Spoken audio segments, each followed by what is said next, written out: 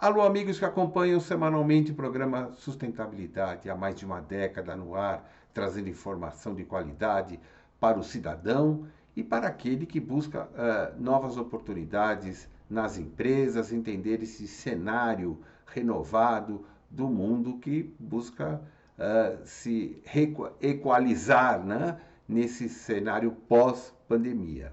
E para falarmos sobre as questões e recursos humanos, uma pessoa que é profunda, entendida nesse cenário, que é o Jorge Luiz Ferreira, que trabalha na Solides. Ele é especialista em desenvolvimento humano e, sendo partner nessa empresa, ele falará um pouquinho das preocupações dos RHs nos dias de hoje. Jorge, muito Muito grato. grato por nos receber. Prazer todo meu, Roberto. Um convite de ouro, pode ter certeza. Nós que agradecemos. Bom, Jorge, primeiro fala um pouquinho o que é a empresa que você representa. Você também é embaixador do Hub RH, né? E da Isso. Comunique RH, que é de Portugal, né? Mas fala um pouquinho primeiro da Solides, por gentileza. Tá. Bom, a Solis é uma HR Tech, né? O que é uma HR Tech? Uma startup de tecnologia voltada ao recursos humanos. Então, ela atende desde a atração, né, que é o principal portfólio, né, das plataformas de RH no mercado, mas ela vai além disso. Ela trabalha também no desenvolvimento, em retenção, em engajamento, ou seja, tudo que o RH precisa em um só lugar. Muito legal. E como embaixador da Hub RH e da Comunica, fala um pouquinho sobre isso. Bom, a Hub RH é a antiga ABPRH, né, que ela mudou o nome, mas é a antiga ABPRH. Na ABPRH, que hoje é Hub, eu trabalho no Squad de Inovação e Tecnologia. Então, eu cuido basicamente desses assuntos mesmo, de tecnologia para o RH, questão de parcerias, tornar o RH mais tecnológico. Porque uma vertente, não só na pandemia, mas principalmente no pós-pandemia, que o RH precisa se tornar tecnológico. Antes da pandemia era uma visão, sim, vamos dizer assim, um desejo. Hoje passou de necessidade, né? Já na Comunica RH, que nasceu em Portugal em 2020 e atua em todos os países de língua portuguesa, né? Que isso é bastante interessante. É parecido, só que lá eu cuido mais na parte de gestão de talentos. E a Comunica RH é mais uma plataforma assim, como fosse uma comunidade que une os recursos humanos, mas não só recursos humanos. Os gestores e pessoas, de modo geral, a criar um ecossistema assim, através de artigos, eventos, fóruns e coisas do tipo. E eu estou dentro dessa missão, junto com outros colegas, de trazer o que já acontece em Portugal e nos outros países ao Brasil de uma forma mais atuante dentro do Brasil mesmo. Bom, nós estamos num momento de... A Terra sempre está em momentos de desafio, né? Nosso planeta Isso. é uma escola desafiadora, né? E esse contato com Portugal, os desafios nas áreas de recursos humanos, na Europa, especialmente em Portugal, nos países de língua portuguesa e no Brasil, são os mesmos? As pessoas estão vivendo os mesmos impasses e as empresas precisam desenvolver os mesmos profissionais? Fala um pouquinho sobre sobre a tua percepção de mercado. Excelente pergunta, Roberto. Eu também tinha essa dúvida, né? Será que lá na Europa tem os mesmos desafios que a gente tem no Brasil? Pois é, né? Falando com meus colegas que trabalham na nossa CEO lá da Comunica, que chama Cristina Cruz, é uma brasileira, inclusive, que foi morar em Portugal há, acho que 30 anos atrás. Então, ela teve a visão dos dois lados. E os mesmos desafios, vou te afirmar isso, os mesmos desafios que a gente tem aqui com pessoas, também tem lá na Europa, que é o que tanto lá quanto aqui tem que o RH enfrenta em questão de tecnologia, a resistência cultural. Porque o RH, né, o antigo RH, veio da Revolução Industrial e é muito baseado no comando e controle. O que não deixa, de certa forma, que precisa acontecer também. Só que hoje, essa visão de pessoas em primeiro lugar, mas no sentido de trazer resultado ao negócio, é uma coisa que é uma dificuldade do setor. por questão cultural mesmo. Então, o mesmo desafio que tem no Brasil, que é muito grande, principalmente nas pequenas e médias, falando com os colegas europeus, claro que em outras proporções, né? Um pouco menos, talvez, ou um pouco mais, depende da região lá também acontece. Porque eu tenho uma curiosidade, inclusive, com Portugal, que eu não sabia, inclusive. A região sul tem uma rivalidade com a região norte. Parecido com o Brasil, talvez. Também, olha que Bom, coisa. na Itália isso é certamente Sim, muito claro, né? A região da Sicília, né, tal, que é sim, mais subdesenvolvida no sul com relação ao norte, né? sim, Então, Milão, né? em Milão, tal. Quer dizer que em Portugal também tem esse mesmo desafio, digamos assim. Sim, sim. E uma coisa também que eles enfrentam lá em Portugal quem mora em Portugal, né, por causa da facilidade da União Europeia, trabalha nos países vizinhos, especialmente na Espanha, Alemanha, porque os salários são maiores. Então, Sim, Portugal chega a ser também um dormitório, vamos dizer assim. sim. É um exportador de mão de obra e fica faltando mão de obra qualificada para eles mesmos, né? Isso. Por isso que alguns brasileiros estão se dando bem lá, né, Sim, sim. Jorge? Principalmente o Né? pessoal de tecnologia. Sim, sim, sim. E me diz uma coisa. Bom, você tem larga experiência nesse campo da tecnologia ligada ao RH, né? Sim. E você estava dizendo que tinha, vamos chamar, um preconceito, né, do RH anteriormente com relação a isso. Você tem alguma explicação com relação por que havia essa atitude menos adequada?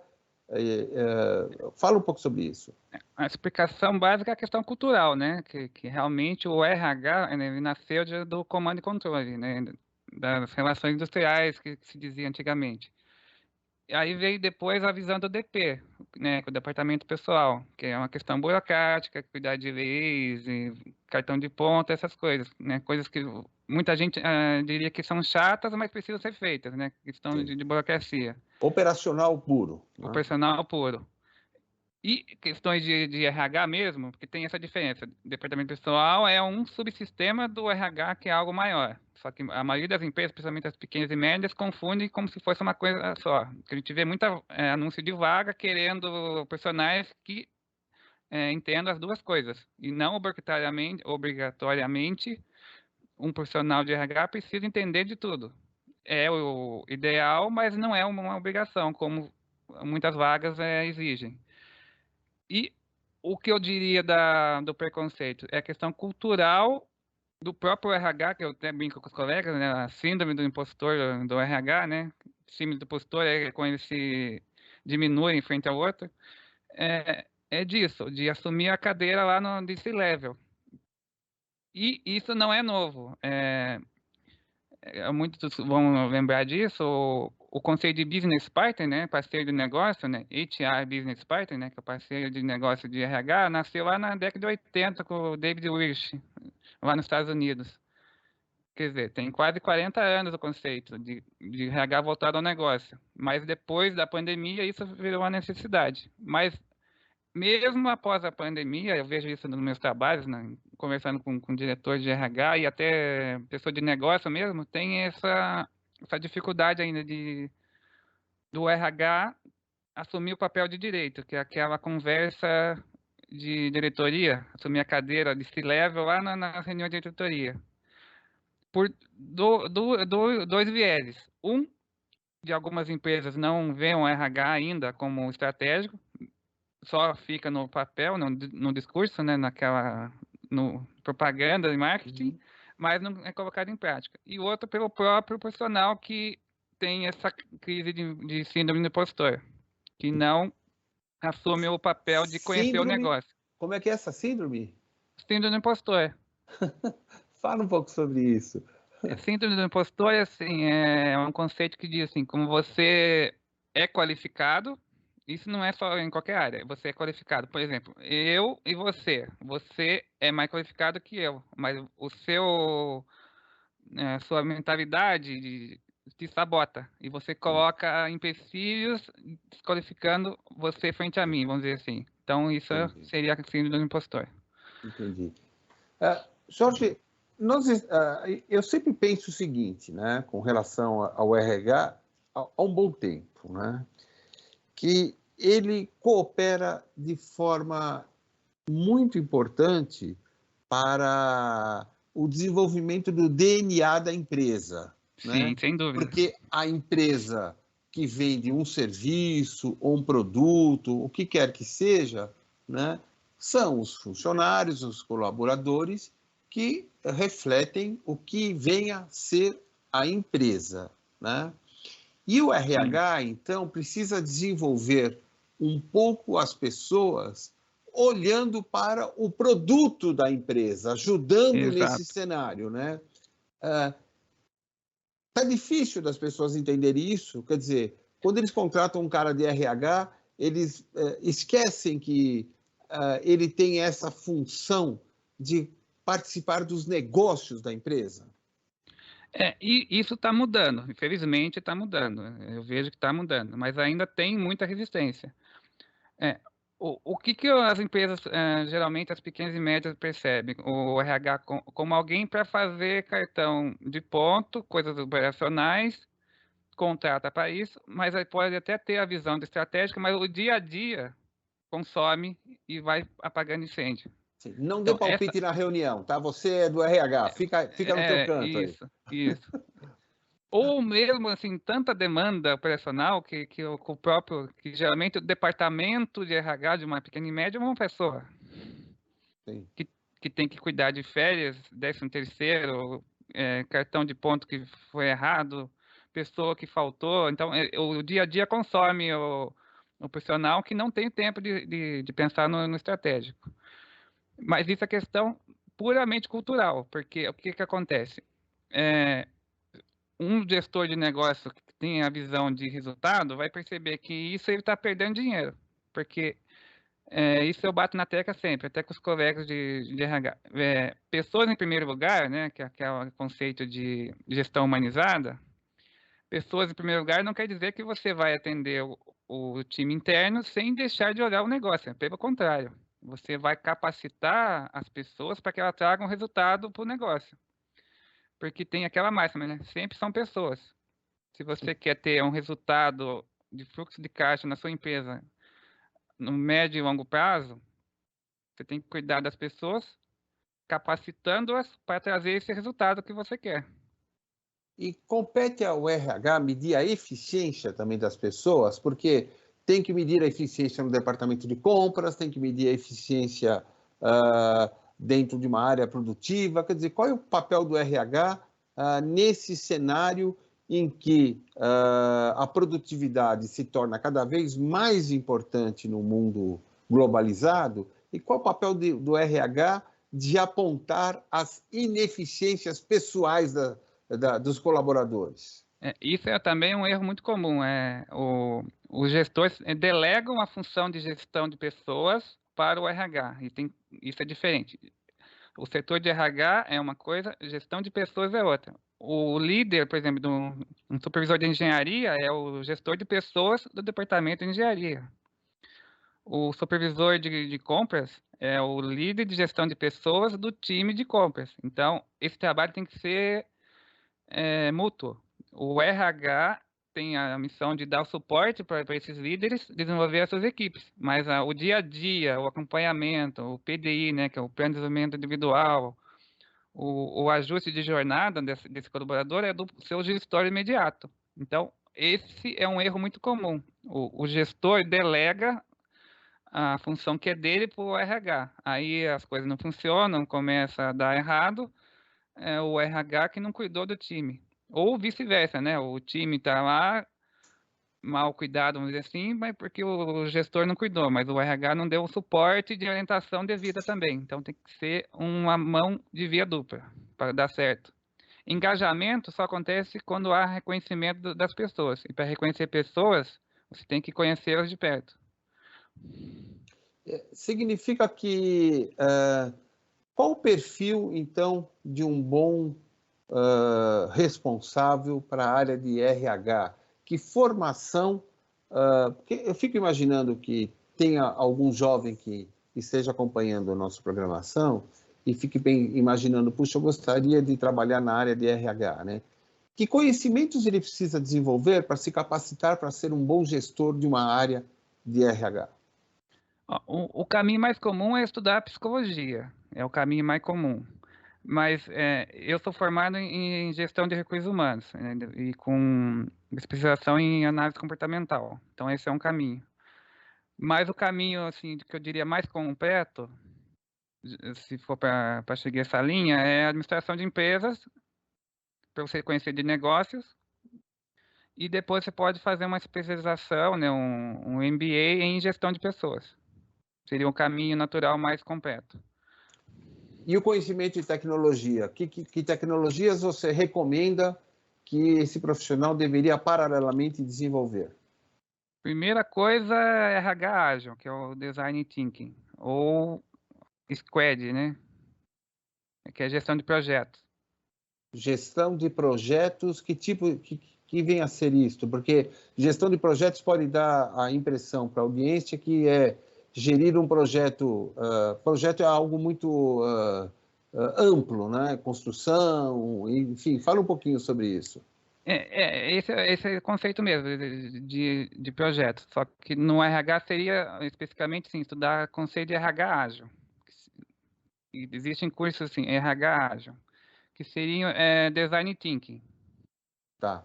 E, ou seja, o RH, então, uma pessoa que se especializa nesta área, ela deve ter, então, conhecimento de desenvolvimento de projetos como um todo, né? Porque dependendo da empresa Sim. que ele venha trabalhar, ela tem que conhecer os projetos, vamos dizer, de uma produção, entre aspas, automobilística ou construção, ou o que quer que Sim. seja. Essa visão macro, então, é importante no conhecimento de projetos. Sim, sim. Agora, uma coisa imprescindível de estudo de tecnologia para um RH estratégico, que eu diria como indicação, é estudar People Analytics. E o que vem a ser isto? People Analytics é análise de dados de pessoas. Porque Tá. um RH tecnológico, ele é baseado em dados. Você é meu gestor e você quer saber o índice de rotatividade do meu setor. Eu não vou chegar numa reunião de diretoria com você, sendo meu diretor, falando, eu acho que o João e a Maria faltaram porque talvez estão tendo problema na escola dos filhos.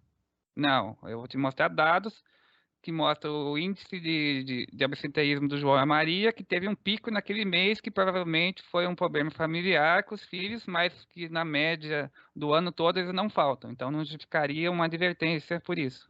Sim, sim. A gente considerando os últimos 2 anos, né, em que eu pessoalmente percebo as pessoas um pouquinho desorientadas no campo psicológico interno, né? Sim, saúde mental. Saúde mental, ficaram tensas e tal. E eu imagino que o grupo do RH talvez seja o primeiro a ter sofrido isso. Com certeza. Porque ele tem que cuidar daqueles que estão com essa Sim. síndrome ou com essas, né? Como é que vocês estão se cuidando com relação a isto, para depois perguntar como é que vocês estão cuidando dos colaboradores?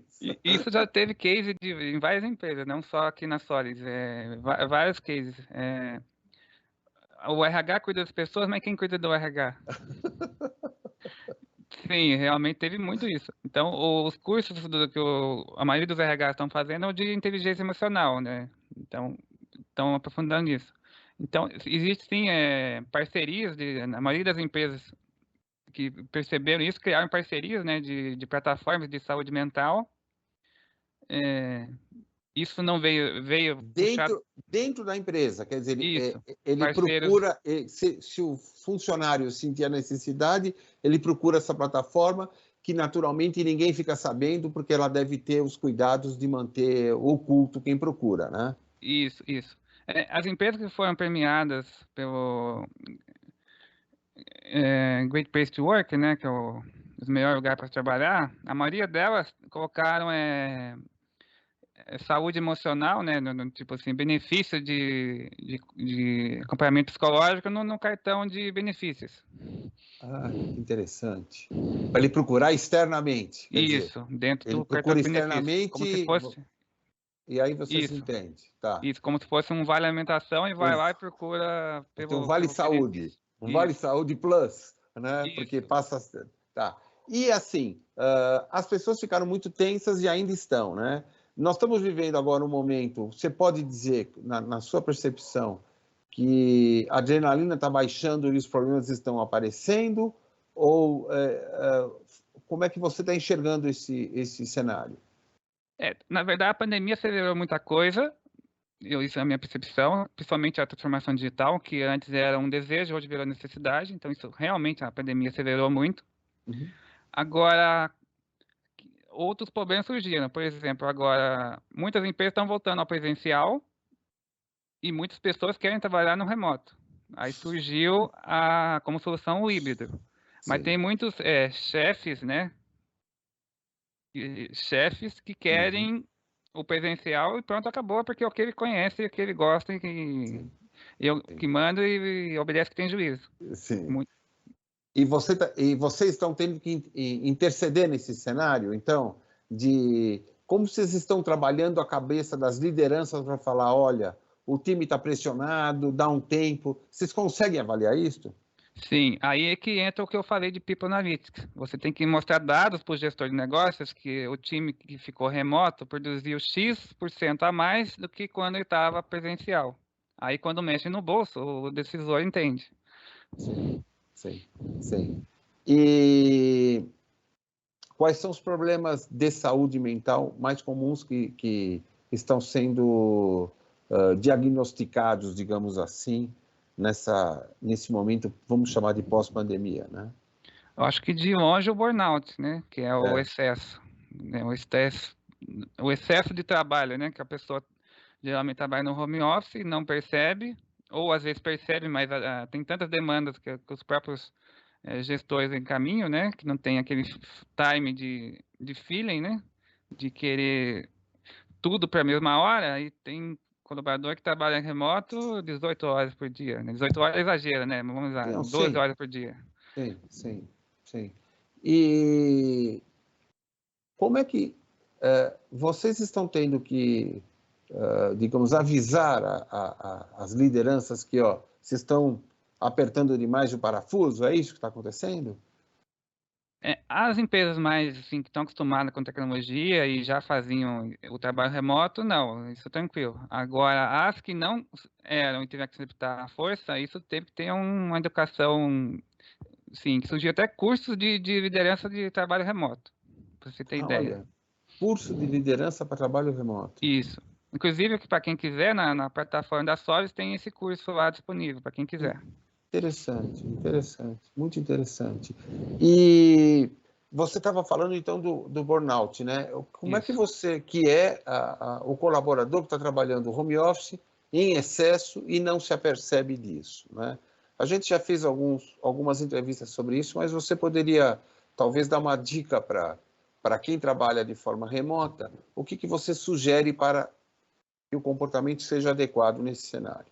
Bom, para o gestor, eu indicaria ter um controle de ponto digital, que você pode ter o controle de jornada, tem empresas que fornecem isso. Então, para o gestor seria controlar a jornada mesmo. Porque Sim, às vezes o gestor não sabe que o funcionário está passando das horas porque ele quer entregar aquele projeto, né? sim. E do colaborador, eu diria o seguinte, que é gestão de tempo. Que geralmente, quando a pessoa se atrapalha nos projetos, é porque não geriu o tempo adequadamente. Então, a dica que eu daria é a seguinte: tenha pausas, né, e crie prioridades. Crie uma rotina de prioridades. Aquele projeto precisa ser entregue hoje, aquele outro na semana que vem, aquele outro no mês que vem. Então, priorize as etapas e cuidado com as outras tecnologias, né? Por exemplo, uma dica minha agora, eu vou dar o WhatsApp, eu respondo 3 vezes por dia. Eu não fico olhando toda hora. Quer dizer, 3 vezes por dia eu estou falando Não, eu assim, como assim? entendi. Entendi. Não é para você ficar com o WhatsApp sofrendo aquela pressão que está toda hora alguém pressionando alguma coisa. Isso. Né?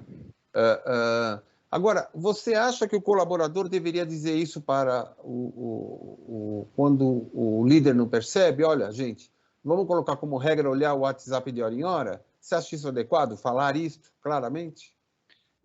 O colaborador faz para o chefe não ia ser legal, né? Não ia dar ingerência. Teria Sim. que ser alguém de RH perceber, não diria o WhatsApp, né? Falar assim, dar treinamento de gestão de tempo.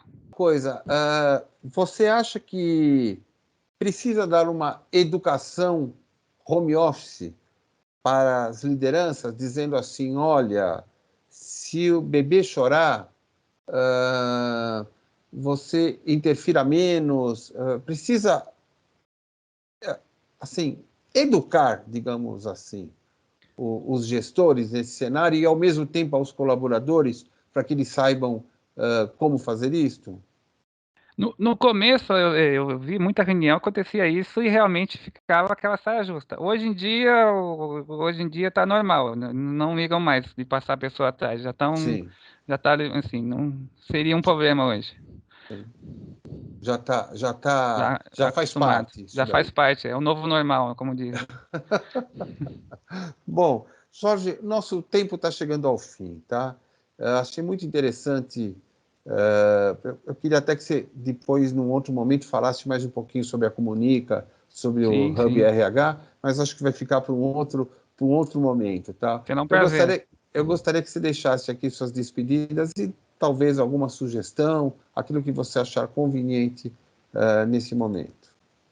Não, primeiramente, queria agradecer o convite, foi uma conversa muito rica.